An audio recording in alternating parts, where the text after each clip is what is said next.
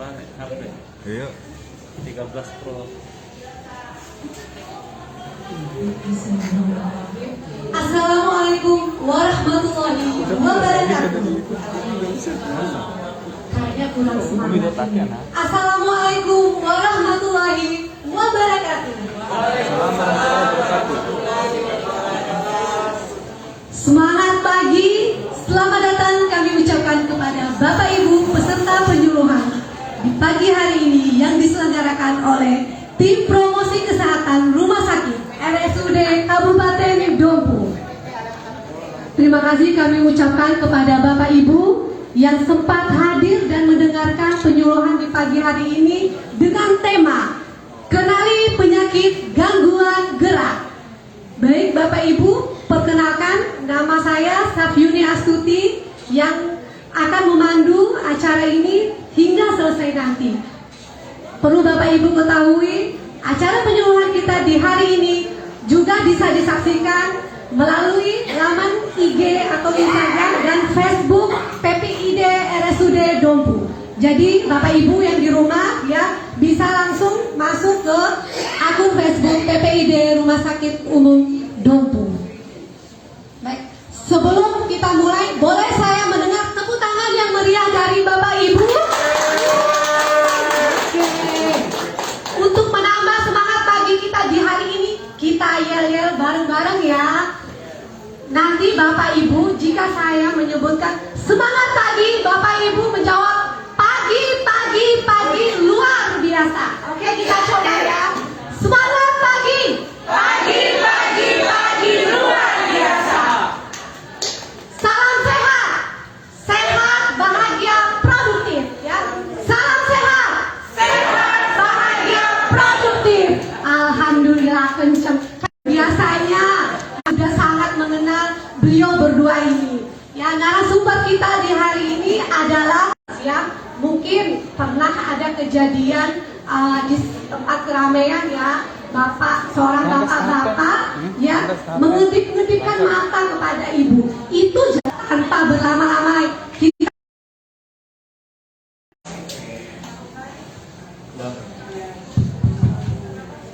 cek. Selamat pagi, terima kasih kepada MC, terima kasih pada Neuroners, Bapak Ibu, pasien-pasien polisaraf RSUD Dompu. Selamat datang dan selamat berbahagia. Silahkan menyaksikan seminar tentang gangguan gerak. Yang pertama saya ingin mengucapkan terima kasih dulu kepada Bapak Direktur RSUD Dompu dan staf jajaran dan tim PKRS yang telah menyediakan sarana dan prasarana untuk kita bisa saling tukar informasi mengenai penyakit gangguan gerak. Izin saya mulai semuanya. Yuk, next. Din. Oke. Kalau dari saraf, apa itu penyakit gangguan gerak? Nah, apakah sama dengan epilepsi? Nah, itu sesuatu yang berbeda. Kalau penyakit gangguan gerak itu adalah suatu gerakan yang tidak bisa dikontrol, yang tidak bisa dikendalikan. Jadi, kenapa tiba-tiba matanya bergerak kedip-kedip? Kenapa kok mulutnya bisa bergerak juga? Kenapa kok lidahnya bisa keluar masuk? Kenapa tangan atau kakinya juga bisa bergerak? Syaratnya gangguan gerak itu adalah pasien itu sadar, ya. Jadi pasiennya itu harus sadar. Karena dia sadar, dia tidak bisa mengendalikan gangguan gerak. Bagaimana polanya? Biasanya, kalau mereka tuh lagi di tempat umum, di tempat keramaian, itu akan tambah parah gangguan geraknya. Itu tidak bisa dikontrol. Tapi kalau misalnya Bapak Ibu tidur, itu gangguan geraknya hilang. Itu yang harus digarisbawahi ya. Jadi yang pertama pasiennya harus sadar, yang kedua itu akan tambah buruk jika cemas atau lagi gangguan banyak orang misalnya di pasar, tempat umum, dan menghilang pada saat tidur ya, itu kuncinya. Terus yang kedua, sifatnya bisa disadari dan tidak bisa disadari. Maksudnya jika gangguan gerak awalnya itu baru muncul pertama, kedua, ketiga, itu masih bisa ditekan dengan mengubah gaya posisi badan atau leher bisa. Tapi lama-kelamaan itu tidak bisa lagi. Itu seperti mesin kompresor yang sudah hilang bautnya. Lari ke sana, lari ke sini, jadi susah sekali dikendalikan. Makanya dari sekarang kalau memang ada gangguan gerak, sedini mungkin segera periksakan ke dokter saraf. Dokter sarafnya kan standby di rumah sakit Dompu. Yuk next. bagian mana saja aja yang bisa menaik gangguan gerak. Dari ujung kepala sampai ujung kaki itu bisa kena. Mulai dari mata, kemudian sudut bibir, kemudian leher, kemudian badan. Yang paling parah itu kalau misalnya ketemu badan. Kalau badan itu anggota geraknya itu besar dan itu susah dikendalikan kecuali ditekan oleh banyak orang. Next lagi. Nah, gangguan geraknya ada berapa? Ada gangguan geraknya yang mempercepat, kayak orang lari itu ada yang gangguan geraknya lambat. Jadi ada yang kayak robot, kaku, kayak mayat itu ada. Kemudian ada yang berlebihan, tidak bisa dikendalikan seperti orang menari-nari. Jadi ada banyak tipenya. Kalau Bapak Ibu bingung, segera konsultasikan ke dokter saraf ya. Yuk, nah, ini apa penyebabnya paling sering? Kalau saya di polis saraf, apa penyebabnya? Maaf ya, kita di Dompu, daerah-daerah pertanian. Kalau berdasarkan penelitian, kenapa gangguan gerak kok bisa muncul pada usia muda?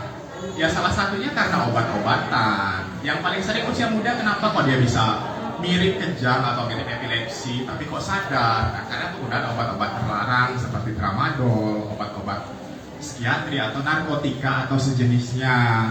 Terus yang kedua, orang tuanya tidak ada kena gangguan gerak, kakek nenek tidak ada, terus tiba-tiba dia kena gangguan gerak. Kenapa bisa begitu? Karena obat-obatan, salah satunya juga pestisida. Tahu pestisida Bapak Ibu? Tidak.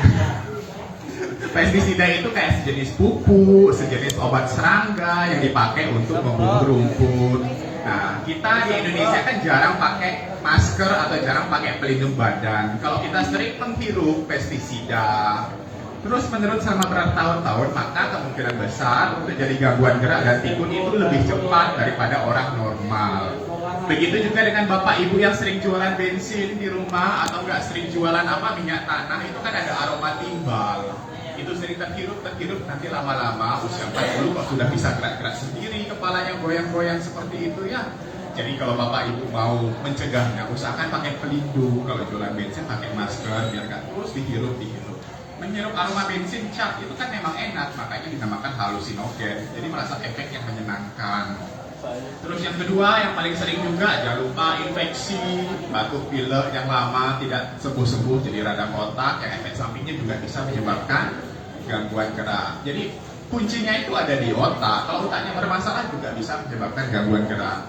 Yang paling sering lagi, kalau Bapak Ibu punya kencing manis, bukan kencing manis tahun 2 tahun, enggak. Kalau gula darahnya lebih dari 250 biasanya, dan kencing manisnya biasanya udah kronis lebih dari 5 tahun, itu pasti bisa gerak-gerak sendiri tangan dan kaki ya. Jadi jangan misalnya gula darahnya selama bertahun-tahun 250 sampai 300, tiba-tiba hari ini dicek jadi 200, itu kan nggak berguna, maksudnya tidak signifikan. Tidak bisa gangguan gerak itu disebabkan karena gula darah yang tinggi mendadak, itu jarang kita temukan. Jadi semuanya itu harus benar-benar diperhatikan, nggak bisa langsung, oh ini epilepsi, oh ini gangguan gerak karena ini, nggak bisa. Jadi harus konsultasi lagi ke dokter sarafnya. Yuk next. Kalau seperti ini adalah gambar pasien, di mana dia tuh tidak bisa berdiri, duduk dengan secara tegak. Jadi kepalanya tuh menyilang ke kanan maupun ke kiri. Itu kelainannya di otot-otot leher. Kan Ibu ada pernah lihat orang-orang yang goyang-goyang kepalanya nggak bisa berhenti.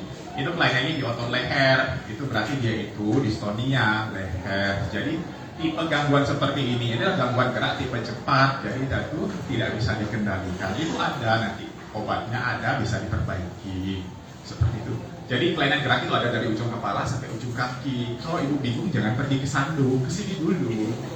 Polis saraf dulu biar cepat ditangani. Mumpung dokternya ada di sini sebelum dia sekolah lagi, ya. Nah, jadi dia itu berbeda-beda. Ada yang di leher aja, ada di tangan aja, itu berbeda-beda, ya. Yuk next. Nah, yang kedua ini hemibalismus. Hemi itu artinya separuh, balimus itu kayak menghentak, membuang. Jadi ini lebih keras lagi. Jadi ini kenanya separuh badan dari ujung kaki sampai ujung kepala. Yaitu bisa seperti, nah ini susah sekali dikendalikan. Ini kebetulan pasiennya di rumah sakit, ini masih terpengaruh sama obat, jadi nggak terlalu keras. Tapi kalau dia nggak ada obatnya, itu bisa sampai jatuh, sampai terbanting seperti itu ya Bapak Ibu. Ya. Untuk berikutnya saya serahkan kepada Dokter Putri. Berikan tepuk tangan yang meriah pada Dokter Putri. Terima kasih Dokter Aris. Oke, saya lanjutkan lanjutkan lagi ya. Barusan udah kenal penyakit gangguan gerak, udah tahu dystonia ya, udah tahu ya. Kombi kecil birin lagi tilo makanya datang ke sini ya. Nah, yang kedua barusan ini hemibalismus, rukundain pilot kontrol. Nah itu juga jangan dibawa ke sandung kayak kata dokter Aris tadi ya. Bawa ke sini, siapa tahu gula darahnya tinggi kayak kata Pak Dokter. Nanti kalau gula darahnya turun dikontrol kan bisa berhenti gerakannya. Nanti kalau bawa dulu ke orang pintar ke dukun itu nanti malah akan lama penyembuhannya. Udah 2 ya dari dystonia, hemibalismus. Yuk selanjutnya. Oh ini masih sama kayak tadi tuh, bisa dilihat ya, yang belakang bisa kelihatan. Nah gerak-gerak sendiri nggak bisa dikontrol. Nah kombi kecil kayak beca, kombi kayak ternyata bukan ini karena ada penyakit, ada gangguan di otak, gula darah tinggi, ya dilihat ya. Nanti kalau ada keluarga atau tetangga yang mengalami kayak gini ke dokter untuk berobat ya, ke dokter neurologi sekarang. Sudah ganti lagi bukan dokter saraf, dokter neurologi, oke? Nah selanjutnya, nah ini anak-anak nih ternyata penyakit gangguan gerak nggak mesti orang tua, anak-anak juga bisa. Nah tiloidal kontrol ini nggak bisa dikendalikan nih, yang sebelah nih tangannya. Nah lihat ya, kelihatan ya, mau gerak terus. Nih, ini biasanya kalau anak-anak ada juga penyebabnya, mereka ada infeksi di jantung, jadi terganggu gitu di otaknya, ya. Bisa dilihat yang belakang, sudah tahu ya kalau ada kayak gini ya, ya gerak-gerak sendiri tangannya gini ya. Nanti kontrol ke sini. Kadang-kadang juga anak-anak juga ini epilepsi. Cuma biasanya epilepsi itu biasanya kalau tidur pun keluhannya bisa muncul. Kalau yang penyakit gangguan gerak seperti kata dokter Aris tadi, almarhum karena hilang, gerak-geraknya hilang, ya. Nanti untuk membedakan ini epilepsi atau gangguan gerak, kita dulu datang biar dokternya yang periksa ya. Terus selanjutnya, nah ini juga diperhatikan baik-baik nih, coba lihat caranya berjalan ya, kelihatan nih. Agak mirip memang sama yang hemibalismus yang tadi, cuma ini agak di ujung-ujungnya. Kalau yang hemibalismus tadi semua ya. Nah, tuh lihat caranya jalan tuh. Nah, tangannya nggak bisa berhenti dia nih, gini-gini terus ya. Nah, ternyata itu ada penyakitnya, ada penyebabnya. Itu merupakan suatu penyakit, jangan disimpan di rumah ya. Berobat ya, karena bisa dikontrol, ada obatnya. Tapi memang kayak gini tuh malu biasanya pasien-pasiennya, majas sih, tinggalan myeloi. Padahal semakin dia malu, cemas, itu semakin muncul gerakannya. Terus ya. Nah, yang ini nih, seringnya mungkinnya lihat anak-anak yang udah biasa gitu, terus nanti lagi gitu, udah biasa atau gini-gini. Pernah perhatikan? Pernah punya tetangga yang begitu? Kadang-kadang begini, udah, nanti gini-gini lagi, dah, gitu ya. Nanti kalau ada yang kayak gitu dibawa berobat ya, kontrol ya. Kadang-kadang memang ini pasien-pasien seperti ini memang dari kecil, dari biasa anak-anak tuh udah mulai muncul, terus semakin lama disertai dengan penyakit gangguan jiwa, ada yang obsessive compulsive disorder, ada yang ADHD. Nanti butuh perawatan dokter saraf sama dokter jiwa, psikiatri. Biasanya ada kelainan yang menyertai. Mungkin seringnya lihat anak-anak ya, gitu, seneng dia, atau main mata. Itu ya, seringnya perhatiin ya. Ya, itu juga ternyata penyakit gangguan gerak loh, ya. Kalau yang ini contohnya, itu dia nih. Ternyata itu penyakit. Oke, selanjutnya. Nah, yang ini kayak kata ibu moderator tadi, dikira main mata nih. Dikira main mata. Ternyata bukan, ternyata pasien itu dia mengalami penyakit gangguan gerak. Kelihatan? Suaranya gini. Ya, ini memang agak susah diobati, tapi obatnya ada dan tergantung penyebabnya. Kalau penyebabnya ditangani, keluhannya ini bisa diobati. Ya, ada beberapa pasien-pasien kita juga ini yang mengalami seperti ini. Biasanya sih ini disuntik botox atau minum obat. Ya, memang botox yang paling baik. Oke, sudah kelihatan ya. Jadi sudah tahu ya ada namanya hemifacial spasme. Ini ternyata Pak Amantare namanya hemifacial spasme ya. Selanjutnya, nah ini sama juga nih. Coba diperhatiin lagi yang belakang kelihatan ya. Diperhatiin lagi ya. Tuh, sambil berbicara ternyata matanya juga gerak-gerak. Kelihatan ya. Tuh, gerak-gerak sendiri, mengganggu sekali. Apalagi kalau dia kepala sekolah atau ibu guru yang ngajar. Kadang-kadang kan minder ya ngomong di depan. Tambah cemas itu tambah sering munculnya. Ya, jadi itu cemasnya juga harus dikontrol. Kalau ada keluhan cemas, nanti kita tangani bersama dokter jiwa. Ya, sudah tahu ya, ada kelihatan ya. Ini namanya hemifacial spasme. Oke, selanjutnya. Nah, kalau tremor mungkin sudah biasa ya, sudah sering dengar ya. Tremor kan sering dibilang gemeter. Ya, coba lihat tangannya. Nah, nggak bisa di stop ya. Ini ya. Nah, kalau ada kayak gini, segera berobat. Kita cari penyebabnya, kita tangani supaya ini bisa dikontrol. Kalau memang penyebabnya karena Parkinson, ada namanya Parkinson. Biasanya itu memang sembuh sempurna mungkin agak susah. Jadi kita cuma bisa mengontrol supaya nggak terlalu bergerak, gitu ya. Makanya datang berobat ke dokter saraf ya, dokter neurologi. Udah lihat ya, kelihatan ya. Mungkin ada yang mengalami di sini ya. Nah, ya, itu nanti dikontrol di sini ya, ke dokter neurologi. Oke, selanjutnya. Oke, udah selesai ya. Berarti ada apa aja tadi? Ada dystonia, ada hemibalismus, ada chorea athetosis, ada tremor, ada hemifacial spasme. Banyak ya ternyata, nggak hanya satu atau dua. Nah, sudah tahu, mudah-mudahan nanti teman-teman yang di sini, pasien-pasien yang di sini atau keluarganya bisa ngasih tahu ke tetangga, kerabat kalau ada loh namanya penyakit gangguan gerak. Kalau ada kayak gitu, berobat ke dokter spesialis neurologi atau saraf ya. Nah Kak, gimana nih kalau ada kayak gitu ini? Segera konsultasikan. Lalu yang ada keluhan di kaki, tangan tadi, hati-hati kalau jalan, dia beresiko untuk jatuh ya. Nanti dipegangin. Kalau memungkinkan pakai alat bantu kayak tongkat ya. Terus, nah ini kalau cemas itu bikin pasien-pasien makin sering munculnya, apalagi yang di wajah tadi. Tambah malu, tambah minder itu nanti tambah gerak. Jadi relax aja, santai aja. Kalau memang cemasnya butuh diobati, nanti kita konsul ke dokter psikiater ya, dokter jiwa. Terus jangan lupa lakukan latihan-latihan fisik ini supaya otot-ototnya kuat, cemasnya berkurang, stresnya berkurang. Lalu ini kalau ada keluarga yang seperti ini harus dikasih dukungan, jangan dibiarkan sendiri, harus disupport. Kalau penyakit ini bisa diatasi, harus ke dokter. Oke? Ya. Oke. Iya, terima kasih. Itu saja dari kami.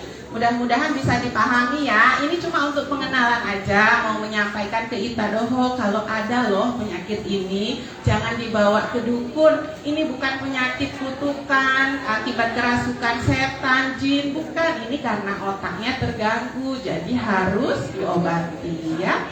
Oke, nanti kalau ada pertanyaan dipandu moderator. Terima kasih. Terima kasih kedua orang narasumber kita yang sudah memaparkan materi tadi begitu luar biasa sekali. Gimana Bapak Ibu? Tentunya muncul nih pertanyaan dari Bapak Ibu. Ya, ayo boleh bertanya karena bagi Bapak Ibu yang bertanya kami menyediakan souvenir yang menarik ya untuk Bapak Ibu. Boleh Bapak Ibu? Oh ya, dari sebelah sini.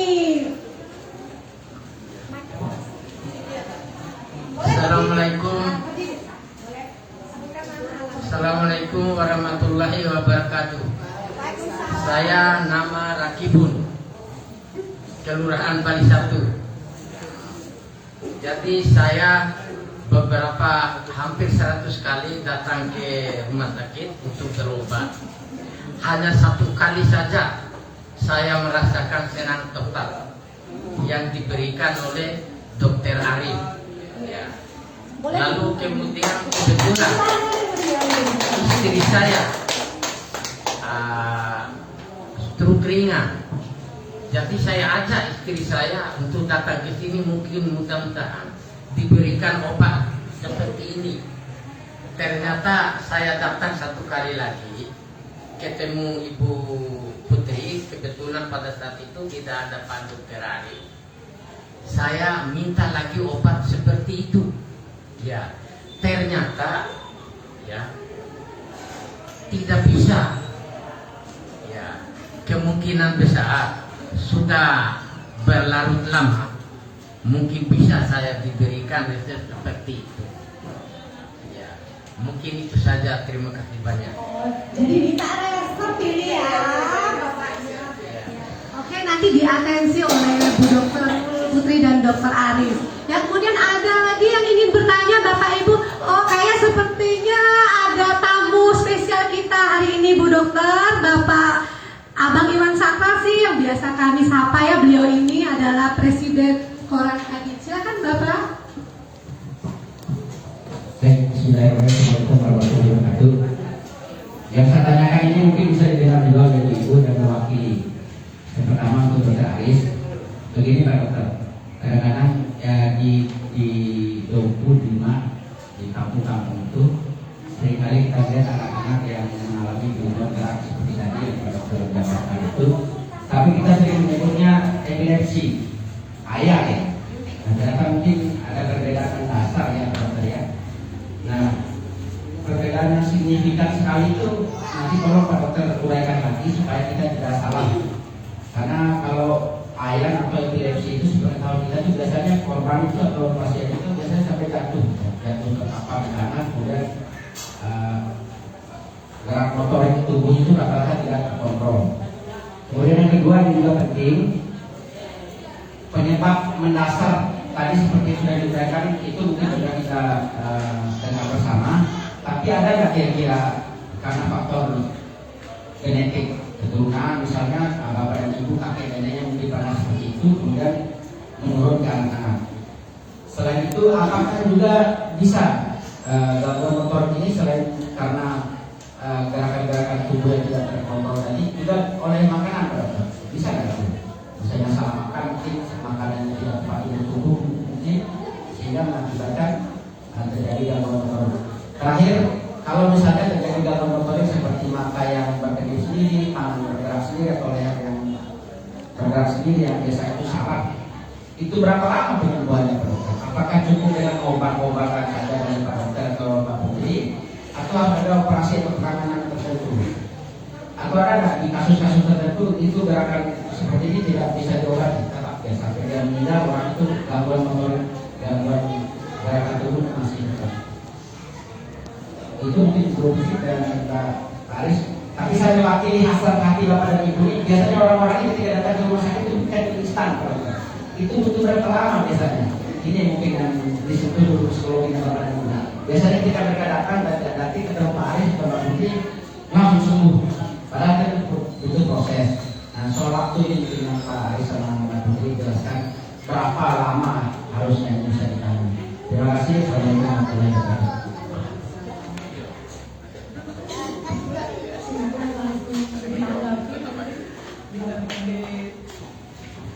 Terima kasih pertanyaannya Bang Iwan. Jadi yang pertama tadi membedakan epilepsi dengan gangguan gerak ya bapak-bapak, ibu-ibu.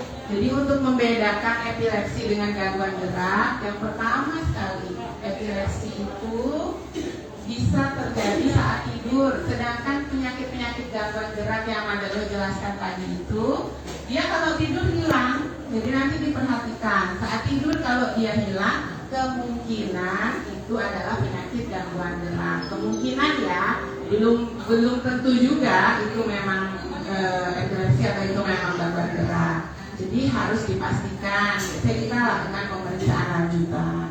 Lalu yang pertama itu saat tidur kuncinya ya. Yang kedua, epilepsi seringnya itu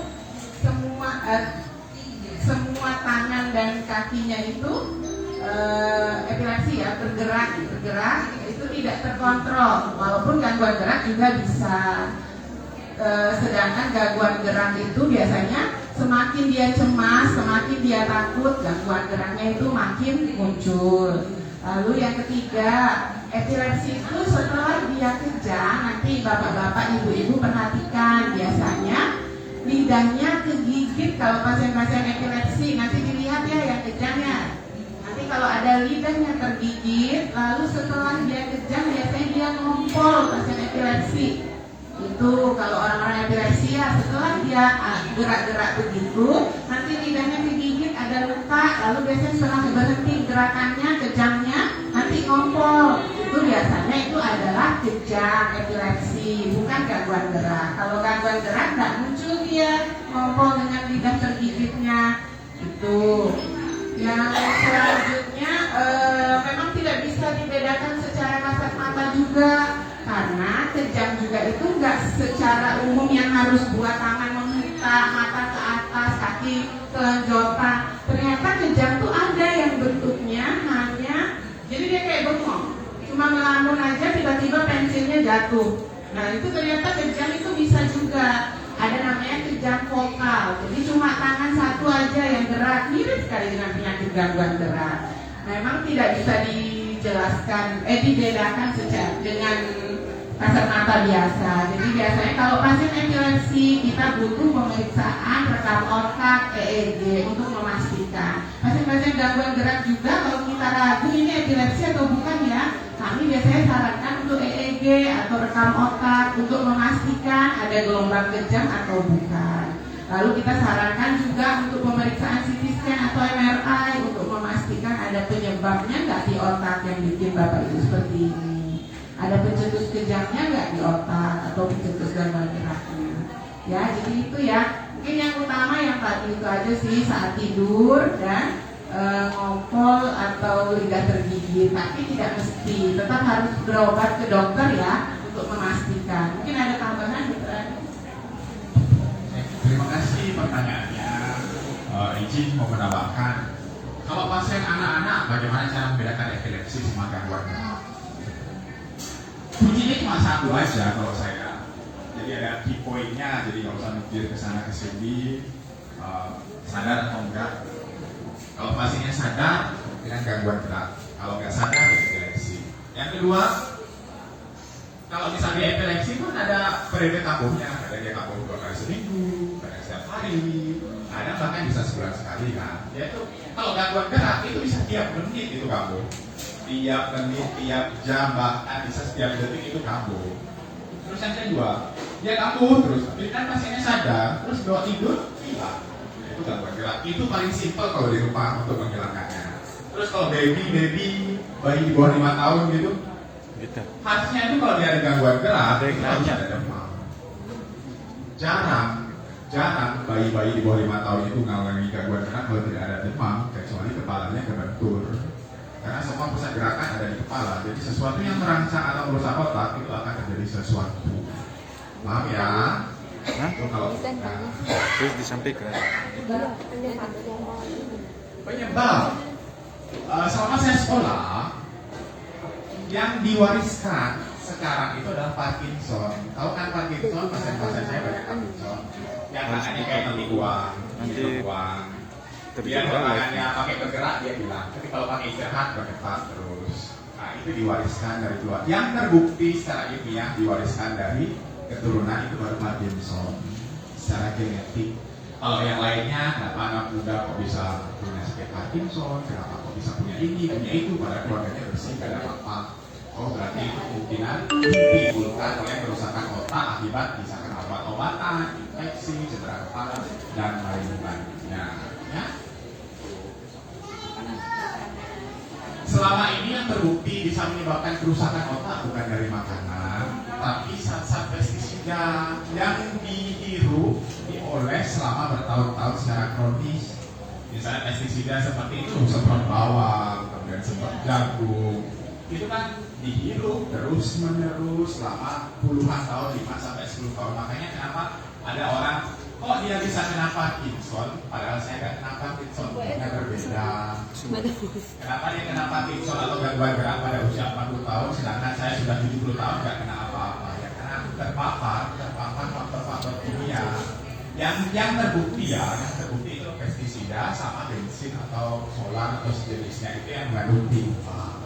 Kalau makanan selama ini sih nggak ada. Kalau di Jepang itu pernah dilaporkan di Teluk Minamata terjadi gangguan gerak akibat mereka membuang limbah ke dalam laut. Nah, kayak tadi BB, kerangnya itu mengandung timbal BB. BB itu timbal itu bensin. Jadi dia akan kerang yang sudah ada kandungan bensin. Jadi cancer. Ujung-ujungnya jadi seperti itu ya. Tentang waktu pembunuhan. Kalau ngomongin kesembuhan, kalau kerusakan daripada gangguan gerak itu agak susah, tergantung berat jenis penyakit. Kalau memang cepat dideteksi, misalnya ada orang kena gangguan gerak dengan penyakit dasar, diabetes mellitus, gula darahnya 500, kita bisa 1 kali 24 jam kita bisa stop tuh langsung. Gula darahnya kita hentikan, turunkan di bawah 250, kita langsung kasih obat-obat penghilang geraknya. Itu bagus, soalnya yang hilang dia biasanya. Terus kalau misalnya sudah lama, asalkan kita ketahui etiologinya atau penyebab gangguan geraknya, bisa itu dieliminasi dengan segera. Kalau misalnya tidak diketahui eliminasinya, misalnya bapaknya kena Parkinson, kita CT scan, kita MRI, ternyata hasilnya normal. Kemudian kita cek lab, semuanya normal. Itu susah. Jadi tergantung kualitas derajat penyakit dan sumbernya itu banyak itu. Apakah bisa disembuhkan atau enggak? Tergantung itunya. Bisa, semakin lama ditunda, kerusakan di otak juga akan semakin besar, sehingga untuk pulih kembali itu agak susah. Kalau untuk gangguan gerak di wajah seperti kedip-kedip itu bisa secara instan dilakukan pakai botox. Tapi ketika obat botoxnya mulai habis tensinya di badan, itu mulai muncul lagi. Jadi ada yang sifatnya bisa dihilangkan permanen, ada yang tidak bisa dihilangkan permanen. Itu tergantung banyak faktor penyebabnya ya. Mungkin mau ditambahkan sama Dr. Putri?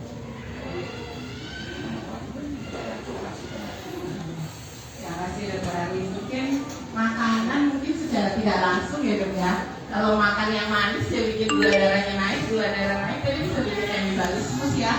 Terus tidak langsung juga ya kalau makan minyak apa jadi stroke kan bisa menimbulkan gejala penyakit gangguan gerak. Mungkin tidak langsung kalau makanan. Lalu selanjutnya tadi sembuh atau enggak ya, yaitu kita bisa kontrol. Untuk pasien-pasien Parkinson ya kita bisa meningkatkan kualitas hidupnya saja. Namanya penyakit Parkinson itu paling sering selain karena insektisida dan lain-lain tadi itu karena ada degeneratif. Jadi penyakit di otak akibat kerusakan perlahan-lahan di otak.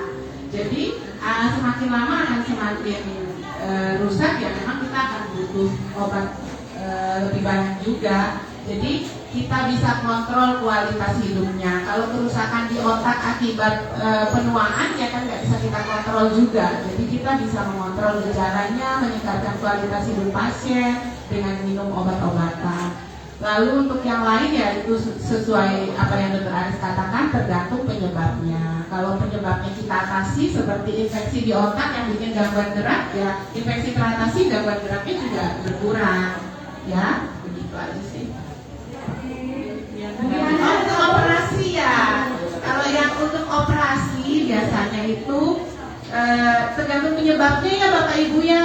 Kalau penyebabnya butuh dioperasi ya bisa dilakukan tindakan operasi, mungkin tumor atau stroke-nya perlu dilakukan tindakan stroke perdarahan. Tapi sejauh ini kalau stroke perdarahan itu sesuai kegawatannya sih, mengancam nyawa atau tidak. Lalu yang biasanya butuh operasi itu Parkinson sekarang mulai dikembangkan teknik operasi namanya DBS, Deep Brain Stimulation. Jadi biasanya pasien-pasien Parkinson semakin lama nanti akan semakin butuh obat, dosisnya lebih dinaikkan lagi.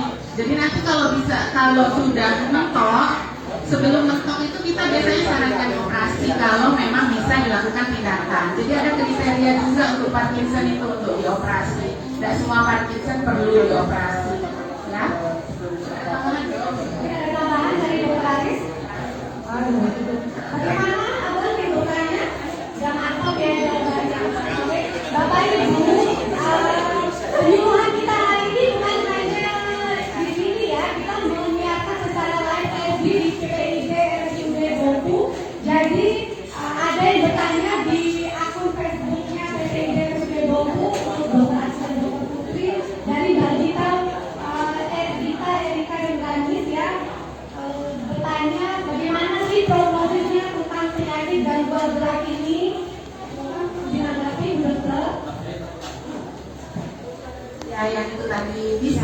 atasi, kita tingkatkan kualitas hidup. Semuanya tergantung penyebabnya. Kalau yang degenerasi di otak ya kita hanya meningkatkan kualitas hidup. Kalau yang lain-lain tadi infeksi gula darah dan lain-lain bisa diatasi ya gangguan geraknya juga bisa menghilang. Ya. Jadi tergantung penyebab. Secara kemungkinan sembuh ya pasti ada. Ada tambahan dari Dr. Aris mungkin? Prognosisnya dong. Oke.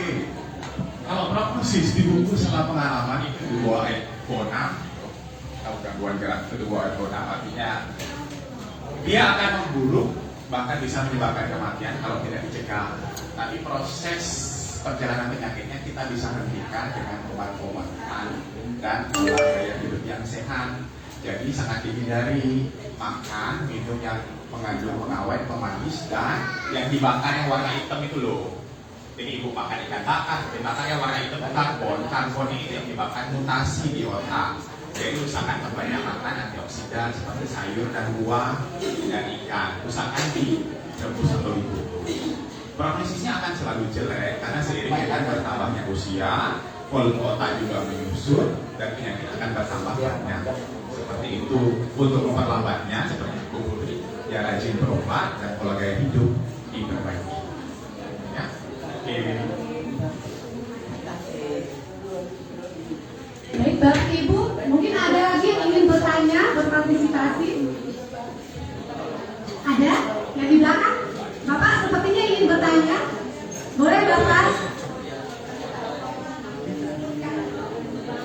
Ya, terima kasih. Assalamualaikum warahmatullahi wabarakatuh. Nama saya Pak Ismail.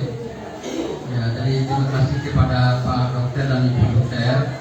Ya, karena kebetulan kami mengalami stroke ringan. Ya, sehingga alhamdulillah kami melaksanakan isket di bawah. Alhamdulillah. Jadi ya kami yang atas nama pasien ya, nama Pak Ismail ini ya terus menyampaikan terima kasih kepada Ibu Dokter dan Pak Dokter yang alhamdulillah khusus pribadi kami selaku pasien ya alhamdulillah sudah mengalami ya sekitar 60-70% ya, menurut kami. Jadi alhamdulillah.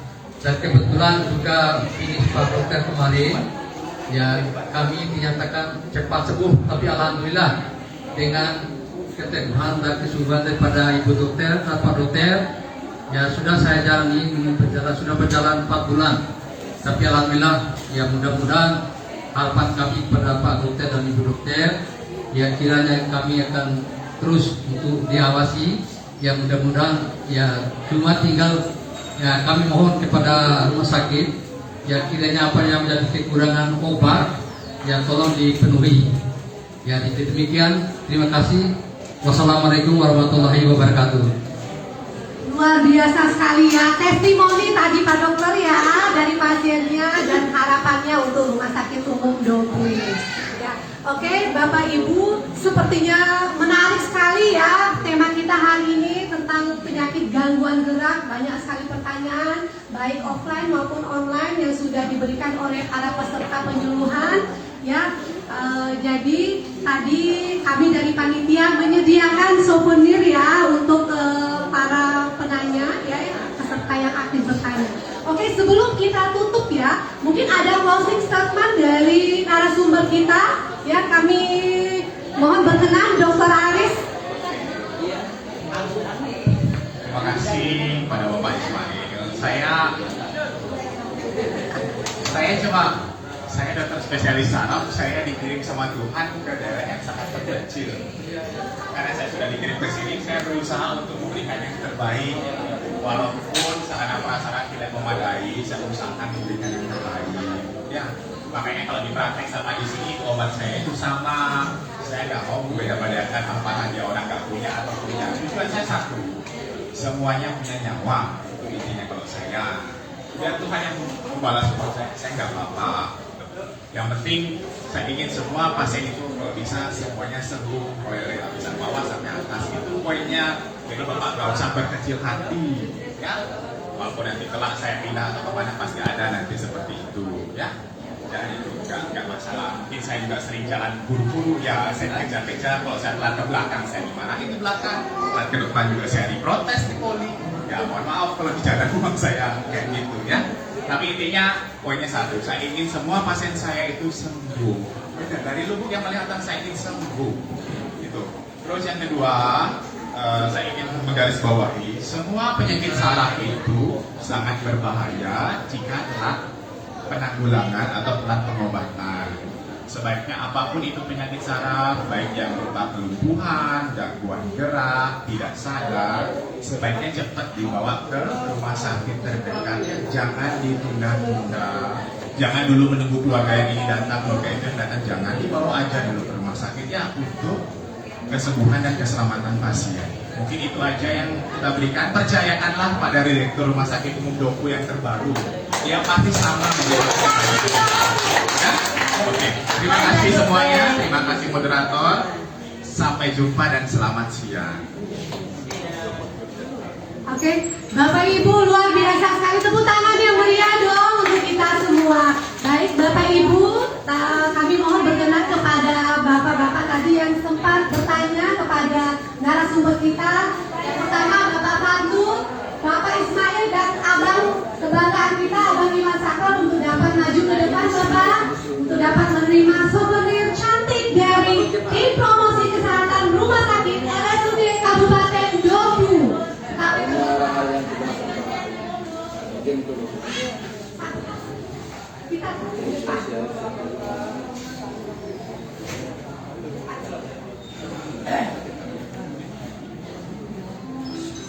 Mohon kepada fotografer untuk dapat mengabadikan momen ini. Abang Iwan Sakral, ke depan Abang, untuk dapat menerima souvenir cantik dari tim PKS. Ada pesan Bapak ya. Kami mohon berkenan kepada Dr. Aris, spesialis neurologi, untuk dapat menyerahkan souvenir kepada para. Tunggulah presentasi. Tepuk tangan untuk ketiga Bapak.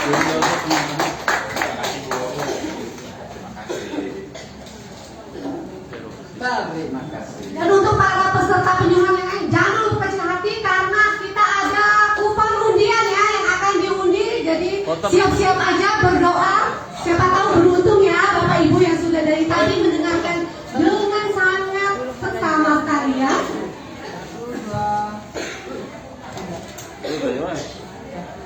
Mohon berkenan Ibu Kadif Penerbangan untuk dapat mendampingi untuk foto bersama. MC-nya juga boleh.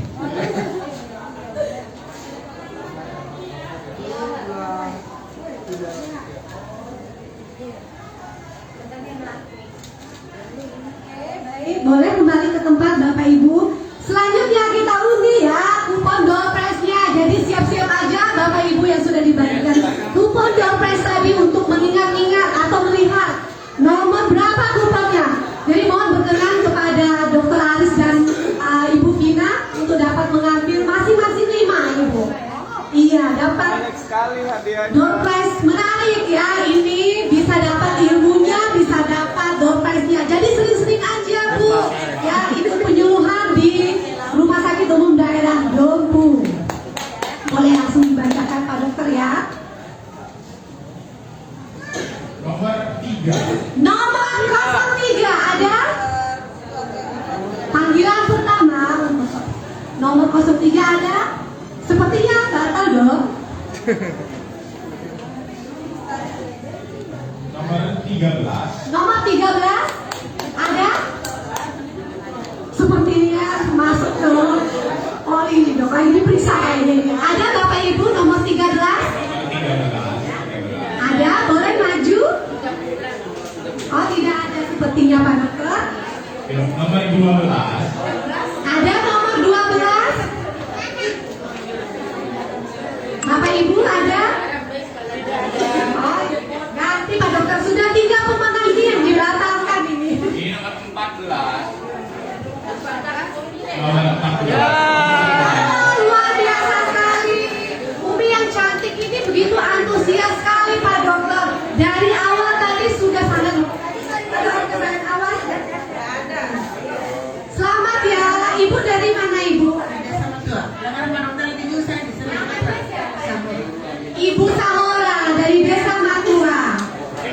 Itu nomor 8. Nomor 8. Ada nomor 8? Ada, diganti dong. Bos, oleh kayak bau. Udah masuk ke poli kayaknya ini dong. Sedang diperiksa kayaknya. Nomor 17. Nomor 17 ada? Kirain peserta yang nomor 17 ini ya. Katanya dokter Bina. Oke, Selanjutnya nomor 21. ada nomor 21 Bapak Ibu. Boleh tambahkan tangan kalau ada? Oh, diganti dong, batal dong. 09. Nomor 09. Tidak ada juga. Nomor 27. 27. Nomor 27 ada. Ya, ya. Diganti aja lagi, ambil dong. Ganti dong. Oh gitu, pasti. Oh boleh. Ada dong. Ya, ambil aja. Nomor 32. Nomor 32 ada. Oh 13 masuk aja Bu. Ayo silakan Bu. 32. Nomor 24. 24. Nomor 24 ada. Lanjut dong. 07. 07 ada. Oh boleh. Boleh bisa. Yang terakhir. Nomor 15. Ini aku ambil. 15. Oh, tepuk tangan untuk kayaknya fans setianya dokter Aris ini ya. Oke. Dari Ibu Kabit nomornya? Udah ya?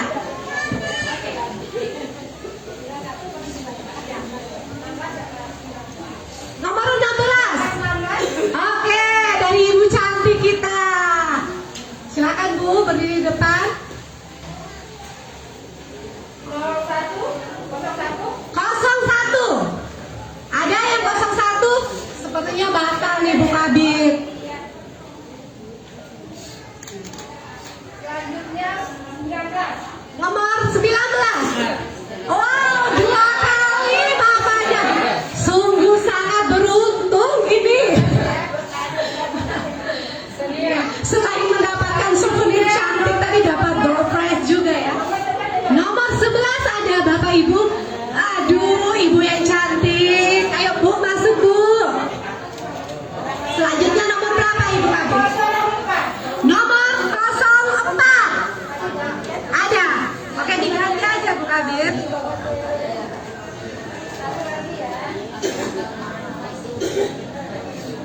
Nomor 05.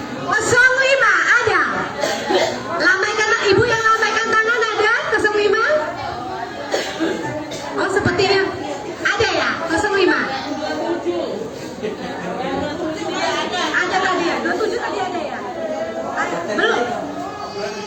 Ada tadi. Oh boleh masuk Ibu. Ayo boleh masuk. Oh sudah. 1, 2, 3, 4. Sebentar boleh. Oh iya. Masih kurang 2. Masih kurang 2 Pak Dokter. Siapa kayak yang beruntung ya? Iya. 22. Ayo Bu. Masuk Bu. Ya, masuk. Lagi Bu. Satu lagi.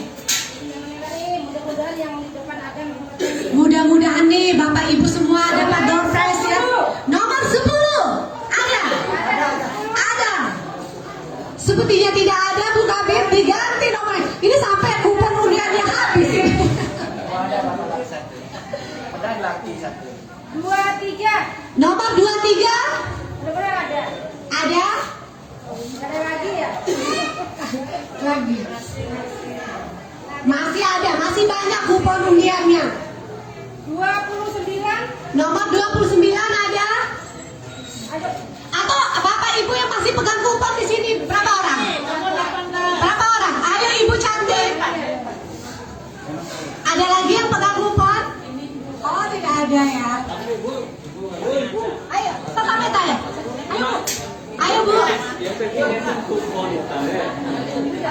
Boleh berdiri yang rapi Bapak Ibu yang cantik ya. Ini tolong jangan dilihat bentuknya ya sama harganya Bapak Ibu ya, tapi dilihat manfaatnya. Ya. Ini spesial dari Dokter Aris dan Dokter Putri Sobat Ibu. Mohon Mbak Nana untuk membantu.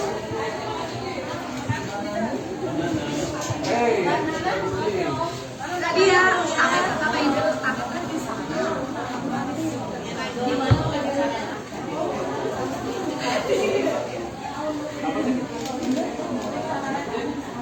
Ini tas cantik yang ada isinya tentang gejala stroke ya.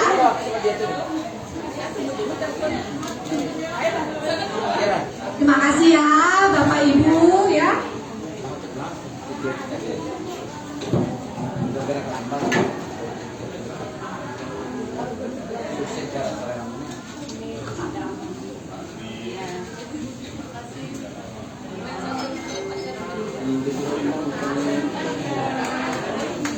Oke, tepuk tangan untuk kita semua. Boleh tepuk tangan Bapak Ibu.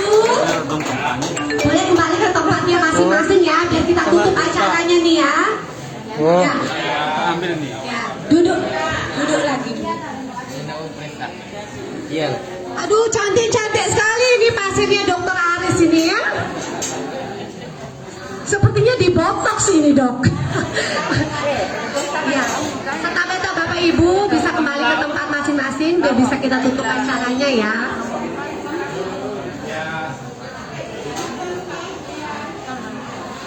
Oke, neuroners ya. Alhamdulillah ya. Waktu terus bergulir ya, dari tadi kita sudah mendengarkan pemaparan dari Dokter Aris. Sepertinya tidak ingin berpisah nih dengan Bapak Ibu peserta ya, karena banyak sekali kegunaan atau manfaat dari ilmu-ilmu yang sudah dibagikan oleh narasumber tadi. Oke, sebelum saya tutup, saya mau kasih pantun ini untuk Bapak Ibu di sini. Tapi nanti bilang cakep yang kencang ya Bapak Ibu ya. Ya, latihan dulu bilang cakep. Cakep. Ah, bagus. Ya. Oke, pantun yang pertama. Lihat om-om main mata saat beli terigu. Dikira suka, ternyata penyakit saraf. Cakep. Ayo segera ke RSUD Dompu. Cakep. Biar diobati oleh dokter neurologi. Cakep.